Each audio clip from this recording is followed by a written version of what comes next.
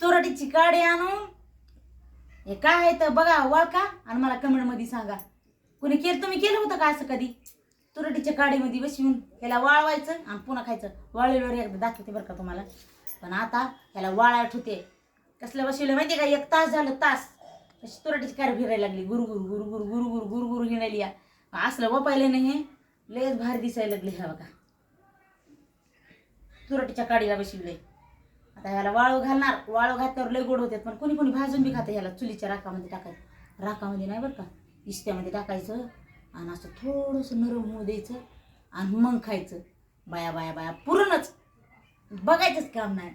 पण आता कसं आलं हे, आता ह्याला वाळू होते मस्तपैकी आणि ठेवते. संध्याकाळी मालकाला आले जाते म्हणजे मालक मी काय बनवले बघा. मग मला मी कसं होते ना, मला म्हणते बरं झालं चल म्हणून तुला कामाला द्या. ह्याच्यामुळे चाललं नाहीच काही की म्हणते असं काही हे करायला. तर काल मी घ्यायला लागली होते तर म्हणले लोकांचं असतं जास्त घ्यावं नसतं मारीत असते. तर म्हणलं नाही. मग ते जी बागायदार होती तिला विचारलं आणि ती म्हणली जा माय घेऊन. म्हणली आम्हाला तरी कवा त्या झाडावर येणं व्हायचं आणि काढणं व्हायचं, कवा पडायचे आणि खायचे आणि पाखरं खाते आणि हे होते. मग काय एवढं नाही आणल्या, थोड्याशाच आणल्यात पण लुगच भरलेली होती ती. कमेंटमध्ये सांगा का आहे तरी.